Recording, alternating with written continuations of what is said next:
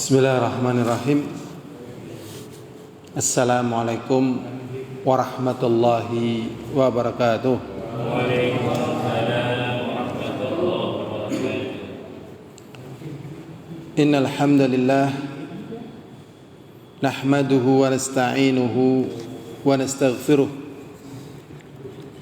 wa na'udzu billahi min shururi anfusina wa min sayyiati a'malina may yahdihillahu fala mudilla lahu wa may yudlil fala hadiya lahu asyhadu an la ilaha illallah wahdahu la syarika lahu wa asyhadu anna muhammadan abduhu wa rasuluh. Allahumma salli wa sallim ala Muhammadin wa ala alihi wa ashabihi wa man tabi'ahum bi ihsanin ila yaumiddin wa ba'd. Il hadirun wal hadirat rahimani wa rahimakumullah. Yang pertama, kita senantiasa memanjatkan syukur kita kepada Allah, sanjungan kita kepada Allah. Yang kedua, kita hendaknya senantiasa tahadduts bin ni'mah, yaitu mengungkap atau kita bicarakan kenikmatan yang Allah Subhanahu wa taala. Allah Subhanahu wa taala berfirman, wa amma bi ni'mati rabbika fahaddits, dan adapun terhadap nikmat Rabbmu maka sebut-sebutkanlah. Jadi banyak menyebut nikmat Allah mendatangkan bahagia, mendatangkan barakah, mendatangkan semangat. Ini yang dituntunkan, karena disertai kebahagiaan di setiap keadaan manusia, disertai kebahagiaan dalam setiap keadaan manusia. Misalnya orang dalam keadaan sakit misalnya, Allah memberikan kesempatan pada dirinya tertidur, maka tatkala tidur lupa sakitnya. Nah, ini nikmat juga. Atau orang misalnya melakukan sesuatu yang dia mungkin malu atau sedih, kemudian Allah berikan kepada kita lupa. Dengan lupa ini adalah apa? Nikmat. Jadi kalau setiap perbuatan kita itu kita ingat, mungkin kita tidak akan senang hidup kita. Sehingga lupa ini di satu sisi juga apa? Nikmat. Setiap saat kita buang air besar, buang air kecil, tapi kita lupa, ya apa tidak? Lupa. Dan hal-hal yang jelek dengan lupa ini kenikmatan. Jadi kita sebut nikmat-nikmat Allah SWT. Makanya Allah SWT berfirman, la in syakartum la azidannakum wa la in kafartum inna adzabi lasyadid. Kalau kalian bersyukur, berarti dengan diantara tahadduts tadi diucapkan, akan ditambah. Tetapi kalau misalnya diingkari, ini mendatangkan sakit yang lebih. Misalnya orang dalam keadaan sakit, kemudian dia ingat banyak hal, misalnya biayanya, tugasnya, ya, kemudian hal-hal yang biasanya dikerjakan pas sehat. Justru ini menambah apa? Beban lagi. Sudah ingat nikmatnya, alhamdulillah bisa istirahat, alhamdulillah jadi bisa mengevaluasi hidup, begitu. Ya, sampai akhirnya ada orang yang di penjara, itu pun mengatakan penjara itu adalah sijnul mubarak, penjara yang penuh apa? Barakah. Itu Syekhul Islam Ibnu Taimiyah. Ya. Nabi Yusuf juga pernah dipenjara, tapi dengan dipenjara diangkat derajatnya. Jadi fokusnya adalah pada kenikmatan yang Allah berikan. Kemudian yang ketiga, ini alhamdulillah kita bisa ketemu. Ya, yang jelas ya saya nggak bisa memberikan oleh-oleh ini ya. Apunten nih para bapak, para ibu. No. Oleh-olehnya Nggih. kita kenikmatan di sana. Ini ya. Nah, oleh-olehnya jadi begini, memang merupakan kasih sayang Allah yang sangat besar buat kaum muslimin. Ya, Allah SWT jadikan adanya buk'ah. Buk'ah itu tanah, tempat ya, buk'ah yang mubarakah. Yang mubarakah, yang penuh barakah. Barakah itu artinya ziyadatul khair fid dunya wal akhirah, yaitu bertambahnya kebaikan di dunia dan akhirat. Di buk'ah yang Allah berkahi ini, Allah akan mudahkan orang untuk beribadah kepadanya. Sedangkan ibadah itu diibaratkan air bagi ikan. Sehingga tatkala manusia beribadah di situ, dia akan merasakan bahagia dan akan rindu dan ingin kembali lagi ke sana. Entah berapa banyak air mata yang tertumpah oleh, mungkin sekarang jumlahnya jutaan kaum muslimin yang memadati tanah haram. Memadati tanah haram. Ya. Entah berapa banyak air mata yang tertumpah, menangis, berharap, mencurahkan segala apa yang menjadi keinginan kebaikan dunia dan akhiratnya. Ya. Dan di sini ada satu keajaiban. Kita nggak pernah janjian, kita nggak pernah komunikasi untuk saling bertemu, untuk saling berkenalan, tidak pernah. Ternyata seluruh dunia saat ini sedang fokus ke Baitullah, sehingga banyak yang mengatakan suasananya itu persis musim haji, persis musim haji. Jadi para pengunjung baik dari Indonesia, luar Indonesia, ya kebanyakan mereka tidak menyangka bisa seperti itu. Jadi sangat ramai sekali, ya sangat ramai sekali. Dan di sini saya ingat satu peristiwa dahulu tatkala Allah SWT memerintahkan kepada Nabiullah Ibrahim alaihissalatu wassalam untuk membangun Ka'bah. Setelah Ka'bah jadi, Allah perintahkan kepada Ibrahim untuk menyampaikan kepada umat.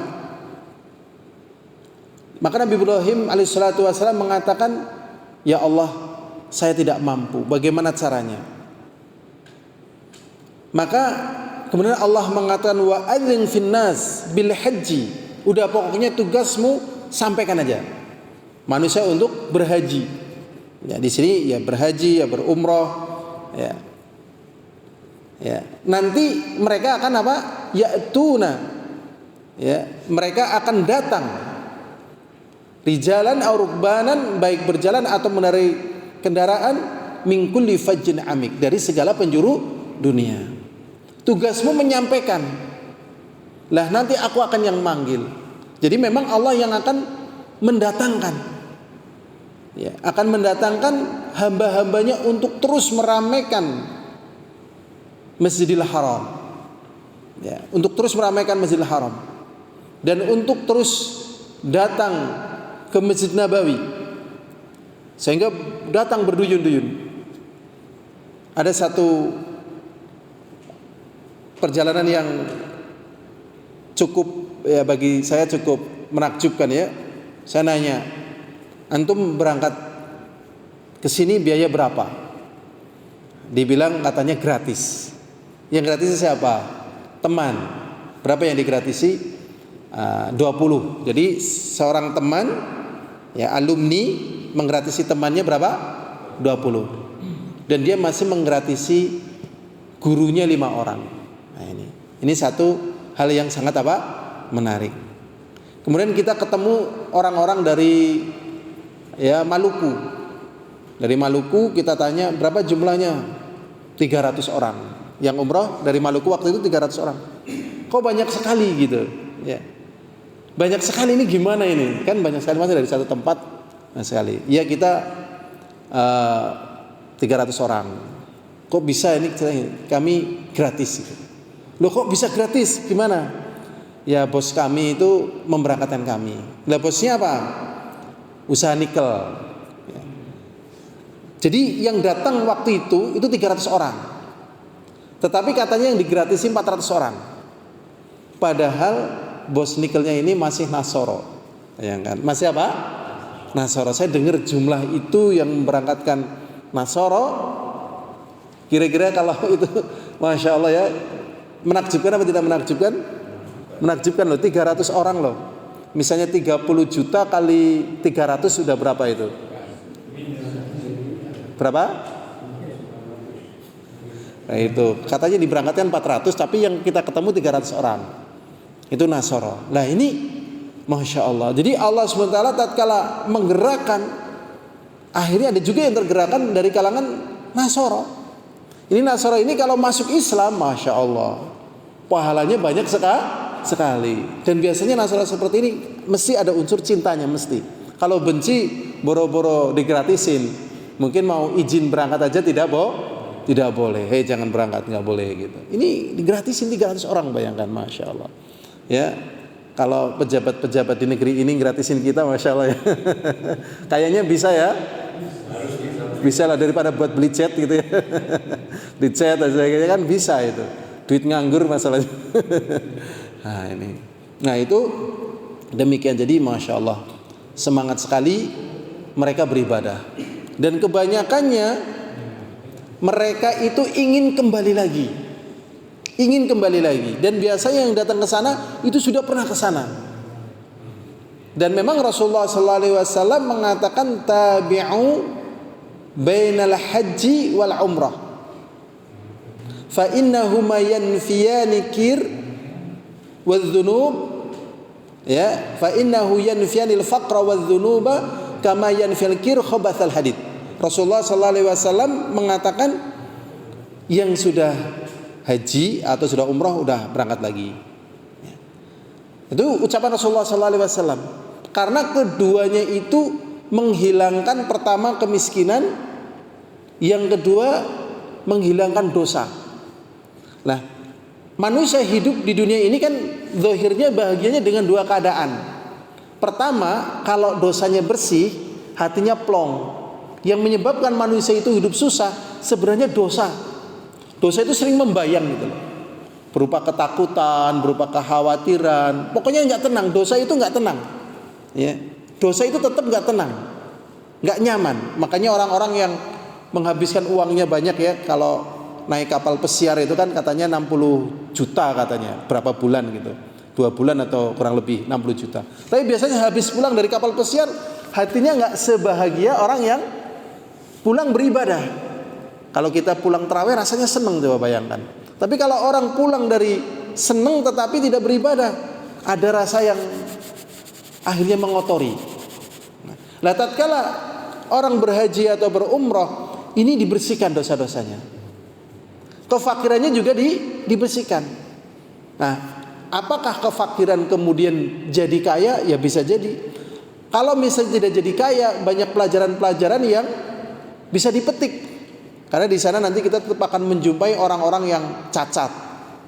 Orang-orang cacat, betul-betul kita lihat ya, mungkin usianya udah 30 tahun, tapi cacat dia. Kepalanya botak dan sebagainya. Masih ada yang dorong pakai ini, Masya Allah.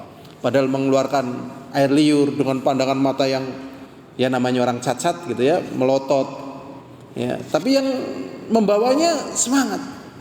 Dan sebenarnya dia juga merasakan bahagia, cuman karena posisi cacat. Dan orang-orang yang lebih lemah daripada kita. Maka di sini timbul perasaan bahwasanya Masya Allah, sesungguhnya kita dalam keadaan apa? Nikmat. Dalam keadaan apa? Nikmat. Makanya Rasulullah SAW mengatakan, laisal ghina bikathratil mal, walakinnal ghina ghina nafsi. Sesungguhnya yang namanya hakikat kekayaan itu bukan dengan banyaknya apa? Harta.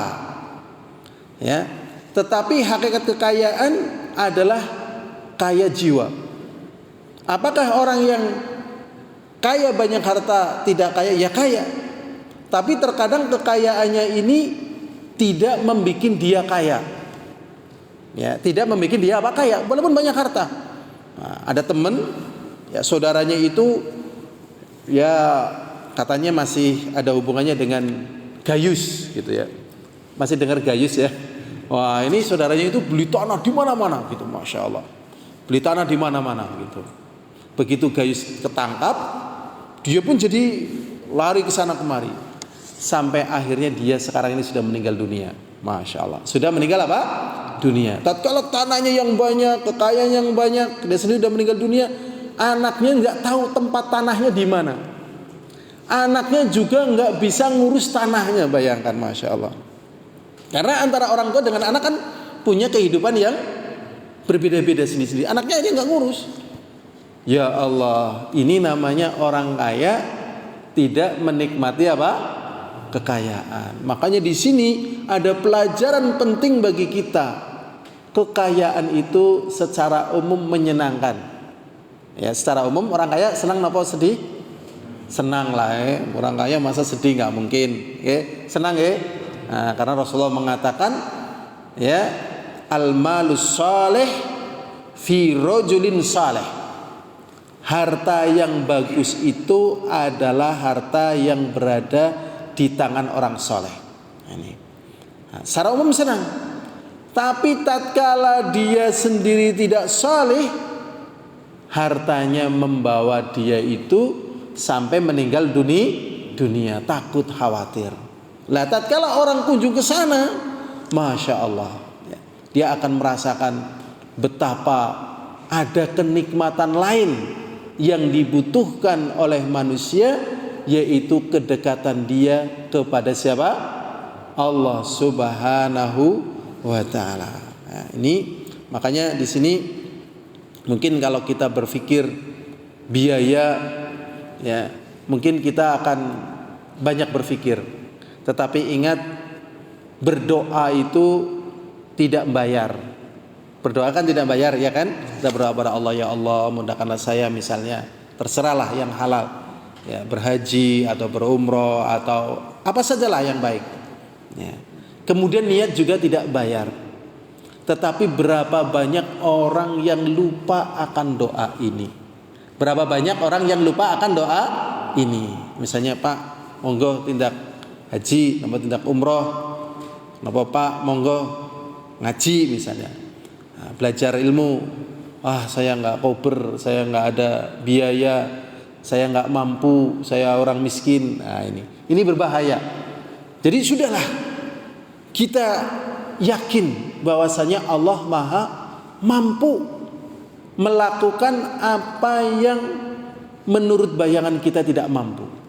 Dan Allah telah buktikan tatkala Nabiullah Ibrahim alaihissalatu wassalam diperintahkan untuk membangun Ka'bah dan beliau merasa tidak mampu menyampaikan berita kepada manusia ke seluruh penjuru dunia untuk mendatangi Ka'bah sebagai kiblatnya kaum muslimin, sebagai tempat yang memang Allah inginkan manusia datang ke sana sebagai bukti ketakwaan dia kepadanya. Ya, waktu Ibrahim merasa tidak mampu, ternyata Allah buktikan tempat ini tidak pernah sepi sampai hari ini. Tidak pernah sepi sampai hari ini. Mungkin banyak yang tidak berangkat, tetapi yang berangkat tetap tidak akan berhenti. Sehingga kita milih bersama orang-orang yang dimudahkan berangkat, atau kita milih bersama orang-orang yang tidak berangkat. Kita milihnya yang mana ini kira-kira? Jadi kita milih yang bersama orang-orang yang berangkat, atau kita milih bersama orang-orang yang nggak berangkat? Milih yang berangkat ya. Kalau misalnya kita tidak bisa berangkat, kita sudah niat, insya Allah ya kita dapat pahala. Ya, dapat pahala sebagaimana mereka yang berangkat.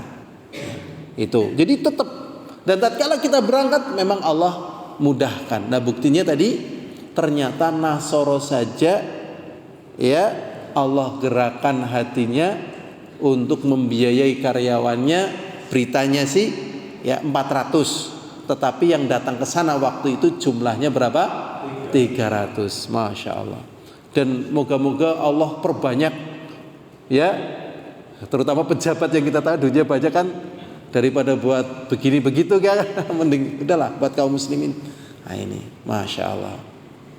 Ya hadirin azani wa azakumullah. Kemudian ya, Madinah sudah banyak perubahan.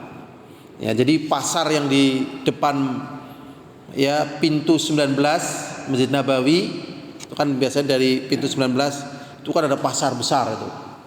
Nah, itu sekarang sudah diratakan, pasarnya sudah nggak ada. Ya. Kemudian di depan pintu 22 atau 21 dulu itu ada yang namanya Museum Asmaul Husna. Ya, Museum Asmaul Husna. Jadi museum di situ intinya ya menjelaskan tentang berapa luas Masjid Nabawi zaman dulu. Ya, ukurannya itu zaman dulu dibikin maket itu 50 kali 50 meter. Jadi 1500 tahun yang lalu Nabi kita Muhammad SAW membuat masjid luasnya berapa? 50 kali 50. Masjid kita ukurannya berapa kali berapa? Ada 50 kali 50? Tidak ada ya. 1500 tahun yang lalu sudah 50 kali 50 ya kan? Maju Nabi kan? Iya Masya Allah. Itu zaman dulu loh, bayangkan. Ya, berarti memang orang yang alim cita-citanya tinggi. Cita-citanya sangat apa? Tinggi. Ya, cita-citanya sangat tinggi. Buktinya zaman itu sudah bangun segitu ukurannya, bayangkan. Ya. Kemudian juga ada planetarium yang menjelaskan tentang keagungan kebesaran Allah dengan dalil-dalilnya dan seterusnya. Itu di Museum Asmaul Husna. Ternyata museum itu sekarang sudah tidak ada. Udah dibongkar. Katanya mau dipindah di Mekah katanya gitu. Ya, jadi banyak perubahan. Kemudian di Mekah sendiri itu perluasan yang ke Jarwal itu tambah luas lagi. Jadi Mekahnya diperluas, Madinahnya diperluas gitu. Masya Allah. Tapi ya itu sudah jadi janji Allah, walaupun diperluas ya, walaupun diperluas tempat itu tetap akan dipadati oleh manusia. Ya. Walaupun diperluas tempat itu akan tetap dipadati oleh manusia. Karena tatkala kita datang ke sana, kita belum tahu ilmunya, kita mikir kok bisa ini rame seperti ini, apa nggak ada cara pengaturan dan seterusnya. Ternyata saya dapat kitab menjelaskan bahwasanya tempat ini akan terus rame dari sejak zaman Nabi Ibrahim sampai nanti jelang hari kiamat. Jadi walaupun diperluas tetap rame. Kemudian ada orang mengatakan begini, ya, pemerintah Saudi ini kayak nggak punya planning, ya. Kayak nggak punya apa? Planning, ya.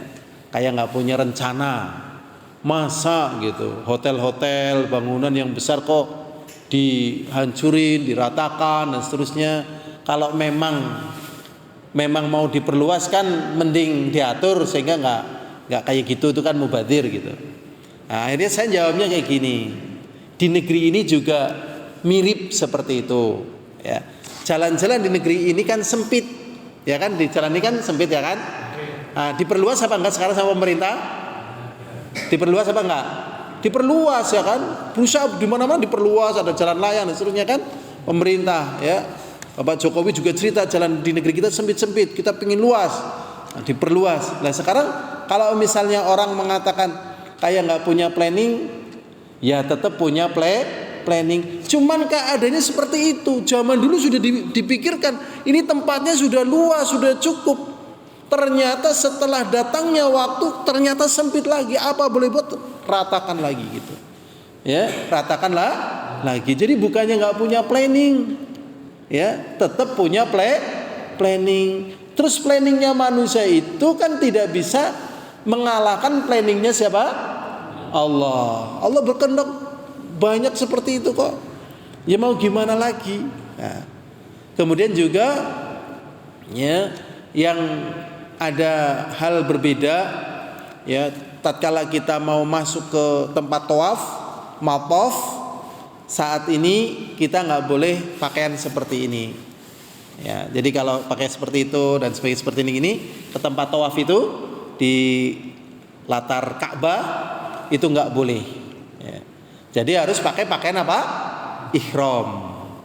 Lah kenapa kok pakai pakaian seperti ini nggak boleh? Karena saking banyaknya jamaah.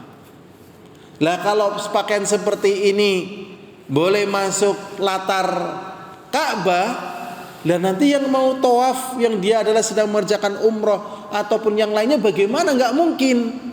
Begitu. Akhirnya yang boleh masuk adalah yang pakai pakaian ihram. Sehingga kalau kita misalnya pingin sholat di depan Ka'bah ya, nggak mau ngakalin ya, pakai pakaian ihram. Kalau ketahuan nggak pakai pakaian ihram suruh keluar. Nah ini peraturan-peraturan yang ada. Kemudian ada juga yang nanya apa di sana banjir gitu kan. Memang kita pas ke mana itu ke Jeddah itu kita lihat bekas banjir. Ada mobil sedan masuk ke pasir, tertimbun pasir gitu ya. Kemudian di Jeddah juga ada beberapa mobil yang terdampak. Kita paling melihat seperti itu. Kemudian juga ada yang komen, ya, ada yang komen katanya pemerintah Saudi sudah merubah peraturan banyak sekali. Ini gimana gitu ya. Memang kita melihat ada perubahan, ada. Ya, dulu kita belum pernah lihat tentara wanita di Saudi pakai seragam tentara, belum pernah. Jadi tentara wanita di Saudi ya pakai cadar kayak gitu hitam semuanya, tapi dia tentara, petugas ya keamanan. Nah kemarin kita lihat ada satu yang pakai seragam tentara perempuan, tapi tetap pakai cadar, gitu. Tetap pakai apa? Cadar, gitu. Ada satu kita lihat. Nah, kemudian apakah Saudi banyak berubah? Kalau menurut saya sih enggak.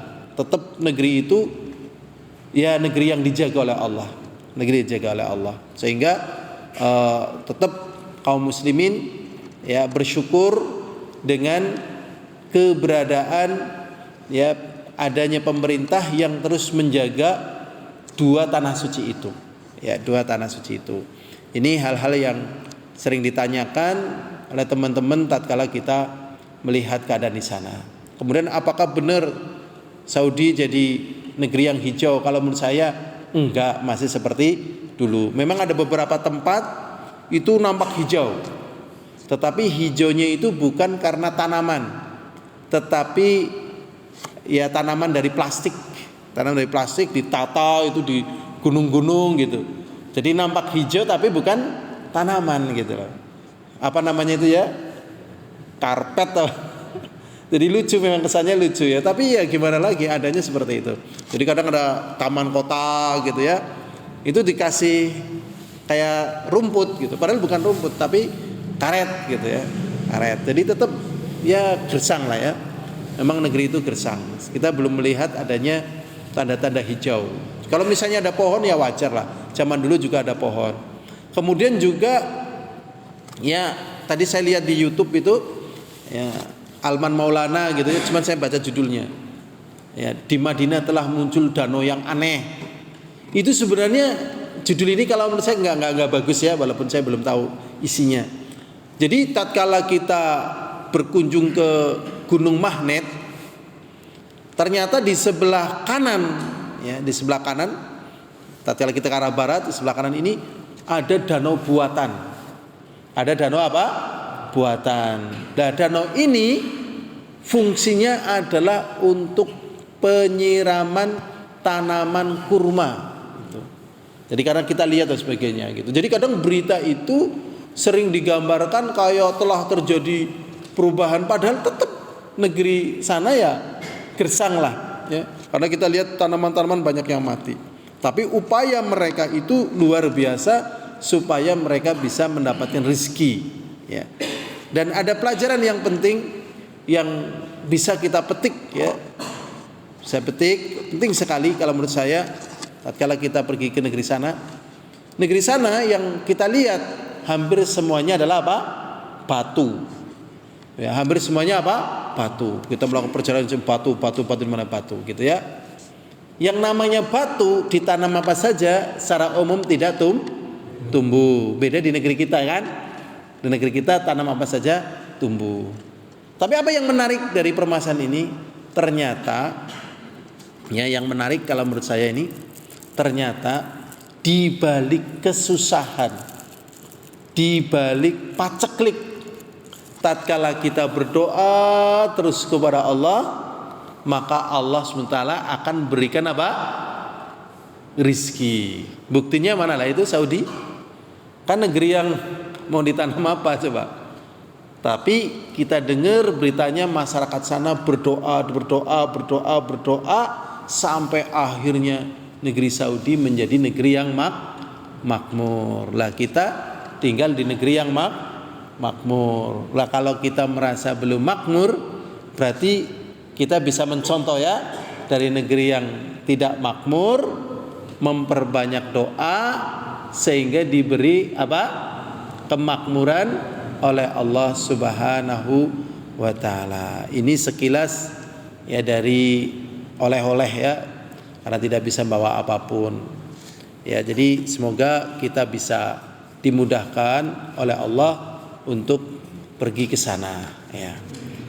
Dan sebenarnya dalam kesempatan kita kali ini ya, kita akan membahas tentang ziyadatul iman. Dalam kesempatan kita kali ini kita akan bahas tentang apa? Ziyadatul iman, bertambahnya keimanan. Jadi iman itu bisa bertambah dan bisa apa? Berkurang. Bertambah dengan ketaatan dan berkurang dengan maksiat. Ya hadirun rahimani wa rahimakumullah. Pondasi agama kita adalah iman. Ini. Pondasi agama kita adalah apa? Iman. Makanya krisis yang terjadi di masa kita ini bukan krisis ekonomi. Ya, bukan krisis apa? Ekonomi, tetapi krisis apa? Iman. Nah, krisis iman. Ya. Saya pernah dengar katanya apa ya? Ada guru atau karyawan katanya demo hidup, peningkatan kelayakan hidup gitu ya.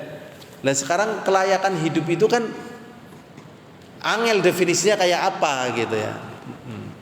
Jadi sebenarnya bukan kurang, tapi iman yang lemah ya. Jadi kalau orang dalam keadaan susah, imannya kuat, kesusahannya itu diringankan atau hilang ya. Imannya lagi kuat pas susah, baik kepriwe kadane ora apa-apa. Tatkala dalam keadaan sempurna hidup kita, imannya lagi hancur, wah, kamu sukses ya. Wah, apa saya pusing ini. Nah, ini iman. Jadi faktor iman di sini. Ya, maka pokok agama adalah iman kepada Allah azza wa jalla. Dan yakin atas zatnya dan nama-namanya dan sifatnya dan perbuatannya dan balasannya dan janjinya dan ancamannya. Jadi kita harus paham dan yakin akan janji Allah. Seperti ngaji dibalas begini ya, kalau maksiat akan dibalas seperti ini. Itu akan ada janji dan akan ada ancaman. Dan beramal dengan apa yang menjadi kewajiban keimanan. Kemudian seluruh ibadah dibangun dan diterima di atas fondasi ini. Maka apabila imannya lemah, maka amalannya lemah dan ibadahnya lemah. Dan keadaannya akan rusak. Kemudian akan datang kemurkaan Allah. Kemudian akan turun hukuman Allah Subhanahu wa taala. Jadi kalau imannya lemah, hidupnya hancur. Kemudian datang kemurkaan Allah SWT. Persis kayak di kampung Legetang. Nah, ini Legetang di Dieng itu kampung yang dibalik ya, kayak Pompei ya, Pompei di Italia. Dan masih banyak negeri-negeri yang didatangkan padanya hukuman. Ini gara-gara ya lemahnya iman. Allah SWT berfirman, "Walladzina jahadu fina lanahdiyannahum subulana wa innallaha lamal muhsinin." Surat Al-Ankabut ayat 69. Dan orang-orang yang bersungguh-sungguh di jalan kami, sungguh kami akan berikan kepada mereka petunjuk jalan kami. Dan sesungguhnya Allah bersama orang-orang yang berbuat baik. Di sini kita diperintahkan oleh Allah SWT untuk bersungguh-sungguh di dalam meraih iman, untuk bersungguh-sungguh di dalam menjaga iman, untuk bersungguh-sungguh di dalam mengambil manfaat dari iman. Jadi iman itu ada manfaatnya, ada manisnya. Ini kita suruh ya bisa mengambil manfaat dari iman. Suruh mengambil manfaat dari apa? Iman. Seperti misalnya orang hidup susah.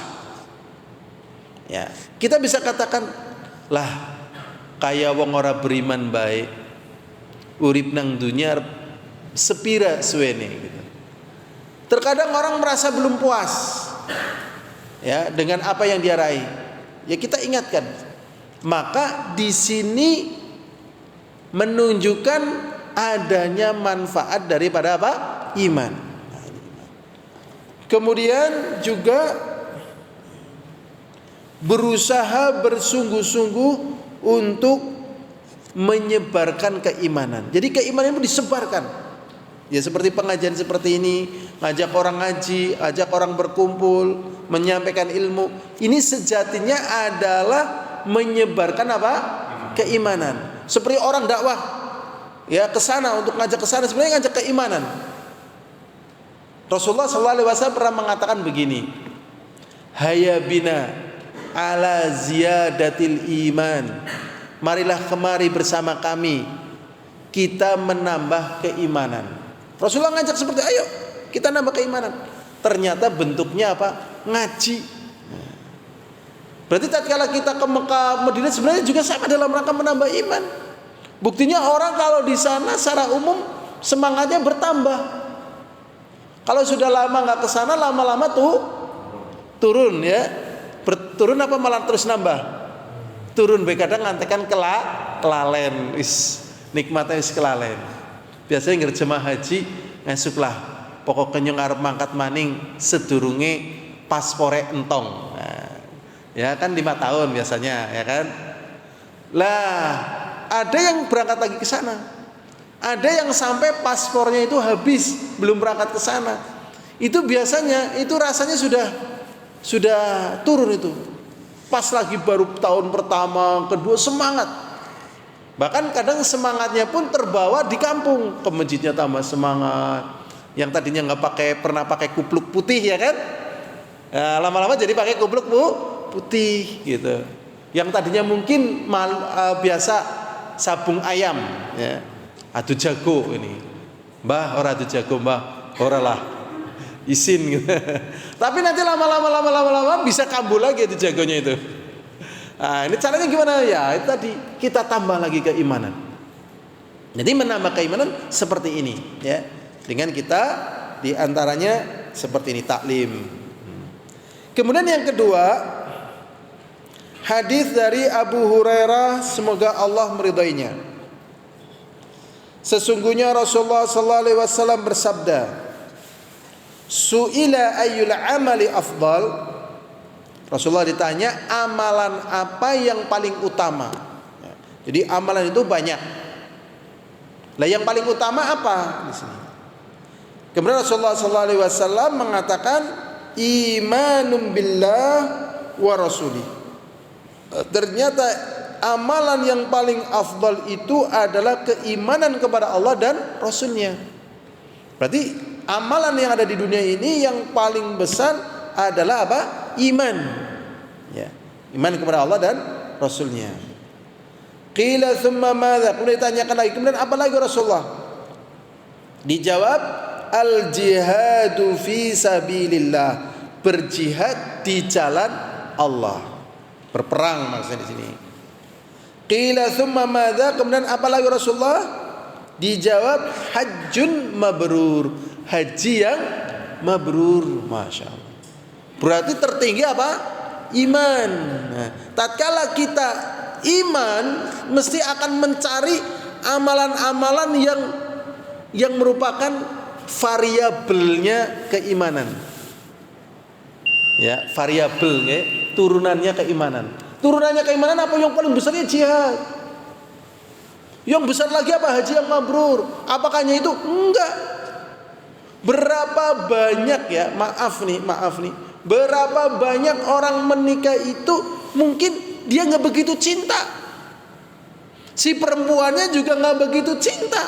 Itu banyak sekali ya, dari catatan sejarah itu istri-istri para sahabat tuh nggak cinta sama suaminya, nggak cinta.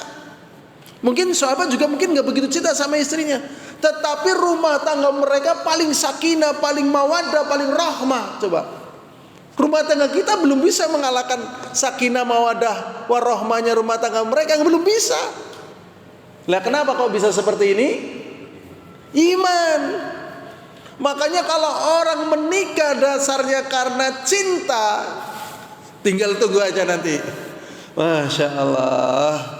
Jadi nikah ini dasarnya harus iman. Ya cinta sih ada sih, cinta tetap ada, tapi bukan pokok. Kenapa kamu menikahi dia? Saya cinta sekali sama dia. Ada yang kamu benci nggak? Enggak. Saya senyumnya seneng, matanya seneng, pokoknya seneng deh gitu. Kamu wow kan, terus wah oleh bulan madu be kayak pamer-pamer kan, pamer-pamer gedene nganggo sepatu tinggo kena kok, aduh masya Allah. Kayane sing deleng kan dadine kayak melayang-layang. Kok pirang tahun krungu pegatan. Krungu maning pegatan, ya Allah. Ki jenengan omah-omah iki dagelan atau gimana? Mungkin betul-betul cinta tapi lupa akan iman. Lupa akan iman. Gitu, lupa akan iman. Ya, yang namanya manusia mesti akan ada uzur, mesti akan ada uzur. Misalnya ibu-ibu lagi kepengen banget masak, karena mau masak ada halangan, ya. Ternyata ada kesempatan masak, badan udah capek dan seterusnya, ya baru buka, ya kan masakan yang paling enak dan rasanya nggak pernah lupa enaknya ya, tempe goreng ya kan. Nek ayam kadang bosen ya kan, sapi kadang bosen ya, yang lainnya bosen, tempe goreng malah nggak bosen, aneh loh, aneh ya. Lagi masak ya, buka kulitnya ya kan, sudah mau digoreng, baru mau digoreng ternyata suaminya pulang, dok assalamualaikum, waalaikumsalam, ternyata pulang nih ya. Jatahnya katanya mau 6 bulan, ternyata 3 bulan udah pulang mendadak nih ya, karena sudah kangen gitu ya, ada kangen. Suaminya pingin ya istrinya itu melayani dirinya. Kalau orang yang beriman, lebih baik tempenya gosong daripada hati suaminya apa? Kosong. Tapi kalau nggak iman, mas saya capek mas, ini masaknya nanggung mas.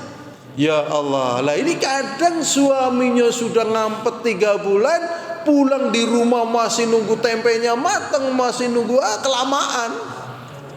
kelamaan, ngapain saya di rumah kayak gini?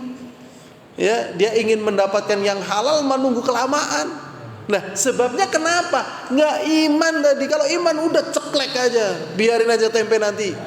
Ya, nanti gampang. Lebih baik tempe yang gosong daripada hati suami yang gosong. Makanya ada seorang sahabiah nih, ya, seorang sahabiah ditinggal sama suaminya, ya, sama suaminya, ya. Nah, ternyata anaknya meninggal dunia. Padahal anaknya ini anak yang sangat disayangi meninggal dunia. Ya, tatkala pulang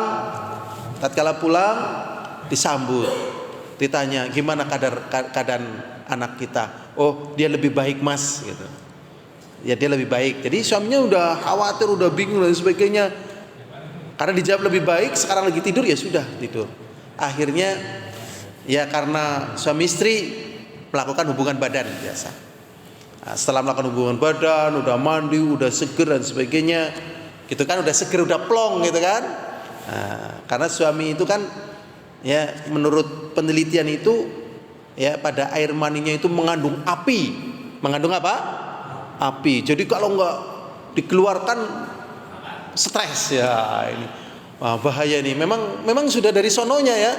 Wah, ini setelah sudah dingin dan seterusnya, sudah nggak kebakar lagi gitu kan, udah adem. Nah, cerita intinya anak kita sudah meninggal dunia gitu.